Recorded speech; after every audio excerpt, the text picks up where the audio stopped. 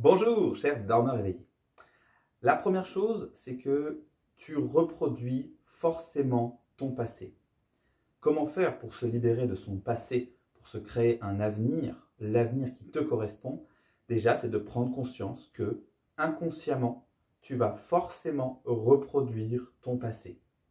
Même s'il est toxique, même s'il ne te correspond pas, et même si tu as l'impression que tu choisis réellement ce que tu fais et que tu ne subis pas les choses ou que tu ne les reproduis pas, tu vas inévitablement, à l'instant présent, reproduire tout ce qui s'est passé dans ton passé, dans tous les domaines de ta vie, à l'instant présent. Et c'est du coup pour ça que majoritairement, les gens n'arrivent pas à atteindre leurs objectifs de vie, n'arrivent pas à se créer l'avenir qui leur correspond, parce qu'ils restent dans l'autoroute de mon passé, je le reproduis au présent. Si ton passé, tu le reproduis au présent, eh bien, le présent va recréer les mêmes choses et ton avenir correspondra au final à ton passé. Donc, prends conscience de ça. C'est-à-dire que si, par exemple, tu as subi des traumatismes, que tu as eu du coup des mécanismes de défense par rapport à ça, si tu ne les changes pas, tu vas de nouveau t'attirer le même genre de problème, réagir de la même façon, et c'est un cercle vicieux sans fin. Donc, la première étape pour réellement te libérer de ton passé, c'est de prendre conscience que tu es le fruit de ton passé. Autrement dit, la graine qui est née au moment de ta naissance, qui a donné l'arbre que tu es aujourd'hui, a donné des fruits. Ces fruits dépendent de la graine d'avant. Si tu veux que ça donne des nouveaux fruits, ça veut dire qu'à l'heure actuelle, il faut imaginer que ton passé est mort et que tu replantes une nouvelle graine. Comment faire pour, du coup, mourir de ton passé, ne plus en dépendre et créer, du coup, une nouvelle graine, un nouvel arbre pour un nouvel avenir, un avenir qui te correspond vraiment beaucoup plus à l'heure actuelle? La première chose, c'est la remise en question. Pourquoi tu reproduis au présent ce que tu as vécu dans ton passé? Parce que tu as les mêmes croyances. Si tu continues à avoir ces croyances-là, ça va donner la même recette, les mêmes fruits, le même arbre. Si tu ne te remets pas en question profondément sur ce que tu crois, sur ce que tu vis, sur ce que tu vois, sur ton système de valeurs, absolument tout doit être remis en question. Si tu penses par exemple que voilà, les gens sont superficiels et que certaines choses t'ont amené dans ton passé à penser ça, et que tu le penses à l'heure actuelle, tu es sensible et tu ne vois que des gens autour de toi qui sont superficiels, matérialistes, qui ne te correspondent pas du coup, qui n'ont pas ton système de valeurs, et tu continues à penser que de toute façon, tu es seul à être hypersensible, hyper empathique, que majoritairement 90% des gens, même 99% des gens sont superficiels et que du coup tu seras seul éternellement. Déjà, c'est faux et c'est le principe d'une croyance. En fait, que tes croyances, elles soient vraies ou qu'elles soient fausses, ce qui compte, c'est pas ça. Ce qui compte, c'est que tu le crois.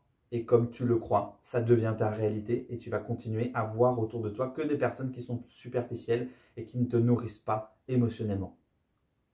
Donc, l'idée, c'est de changer cette croyance, tout simplement. Te remettre en question sur pourquoi tu crois ça. Est-ce que vraiment, si tu imagines le monde entier, 99% des gens sont superficiels? Je ne pense pas. Alors, je ne vais pas te donner de statistiques sur ça parce que je n'en ai pas, mais très clairement, des personnes hypersensibles qui se sentent seules, comme toi, bah, bonne nouvelle, il y en a des milliers sur cette terre, des millions même. Donc, tu peux tout à fait trouver d'autres personnes comme toi qui ont vécu les mêmes souffrances. Tout ça pour dire qu'il ne s'agit pas réellement de ce qui est ou pas, mais plutôt de ta perception de ce qui est. Et ta perception va entraîner une croyance. Cette croyance va entraîner un comportement, et ce comportement va créer ta réalité. Si tu changes ta croyance, tu changes en fait ton comportement, parce que les deux sont liés. Il ne faut pas juste changer tes pensées, il faut changer tes comportements et tes habitudes, Parce que si tu ne passes pas à l'action, tu auras beau changer tes croyances, ça ne changera rien dans ta vie. Changer tes comportements et donc créer en fait un nouveau toi. Changer du coup la vision que tu as de ton passé pour te créer du coup un avenir qui est différent. Donc c'est primordial que tu oses affronter ton passé et toutes les croyances qui en sont découlées. Si tu fais vraiment ce travail de remise en question, de changer tes croyances, ne serait-ce que pose-toi la question, pourquoi je pense ça? D'accord. Et si je pensais autrement? D'accord. Et bah du coup, si je pensais comme ça, si je pensais comme ça, ah, mais si en fait si je pensais comme ça, finalement, en plus c'est quelque chose qui me correspondrait. D'accord. Est-ce que c'est possible? Tu vas te rendre compte que le champ des possibles est infini. Donc, la seule limite, c'est celle de ton esprit et de tes croyances. Parce que peut-être que dans ton passé, tu as vécu quelque chose qui t'a fait croire ça, mais aujourd'hui, c'est l'inverse qui est en train de se produire. C'est parce que tu crois ça que tu l'attires à toi et que du coup, ça se reproduit dans un cercle vicieux infini. Donc, l'idée, c'est de ne pas avoir peur d'absolument remettre en question toute ta vie. Mais vraiment, toute ta vie. Je me souviens d'une fois où j'étais en train de discuter avec des amis dans un débat où, évidemment, je pensais avoir raison. On pense tous avoir raison quand on fait un débat. Donc, j'ai essayé de trouver mes arguments, etc. Et la personne en face me disait ses arguments, etc. J'avoue qu'il y a des choses qui pouvaient être intéressantes. Mais à ce moment-là, j'étais bloqué sur mon point de vue. Et puis, je lui ai dit, oui, mais tu sais, même si là, je ne t'écoute pas vraiment, en gros, je vais y réfléchir plus tard et il est possible que ça infuse un peu dans mon cerveau. Elle m'a dit, oui, oui, je sais, il n'y a pas de souci, je sais que tu m'écoutes quand même, même si là, on est en débat. Et ça m'a fait tilt. Je me suis dit, mais pourquoi? Pourquoi tu as besoin de ce temps?